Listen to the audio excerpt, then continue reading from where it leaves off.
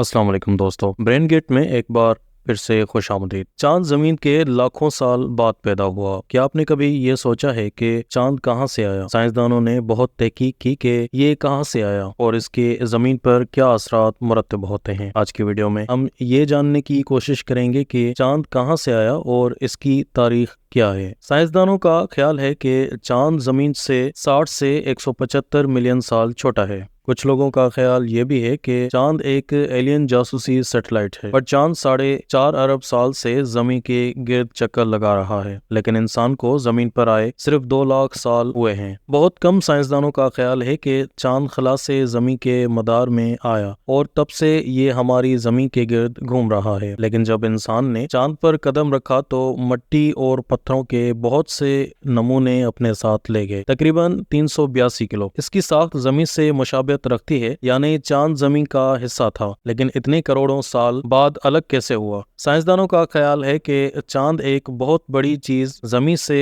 टकराने से पैदा हुआ, जिसकी वजह से जमीन के गिर्द धूल की एक तह सी बन गई। निजाम शमसी के इब्तदाई दिनों में इतनी बड़ी चीजों का निजाम शमसी के गिर्द चक्कर लगाना मुमकिन था, इसलिए साइंसदानों का ख्याल है कि मरीख के साइज की कोई चीज जमीन से टकराई, उसने बहुत ज्यादा दर्जा हरारत पैदा किया और जमीन की मिट्टी के ज्यादातर हिस्से को खला में बिखेर दिया। गर्दो गुबार इकट्ठा होना शुरू हो गया और चांद बनना शुरू हो गया। उस वक्त चांद में फाल आतिश फिशां थे। जब चांद पैदा हुआ तो वो जमीन से तकरीबन 14,000 मील दूर था। आज चांद हमसे 2,40,000 मील दूर है। चांद की पैदाइश ने जमीन के समंदरों में लहरें पैदा करना शुरू कर दी। उस वक्त जमीन पर चांद की ग्रेविटी का असर 5,000 गुना ज्यादा था। इब्तिदा में जब चांद पैदा हुआ तो वो अपने महवर और जमीन के गिर्द घूमता रहता था, लेकिन जमीन की ग्रेविटी ने चांद को टाइडली लॉक कर दिया, यानी चांद का सिर्फ एक ही रुख जमीन से नजर आता है। इसी टाइडली लॉक से जमीन मुसलसल चांद को अपने से दूर धकेल रही है। लिहाजा 14,000 मील से अब ये 2,40,000 मील के फासले पर है और ये हर साल तकरीबन 4 सेंटीमीटर जमीन से दूर जाता है। एक वक्त आएगा जब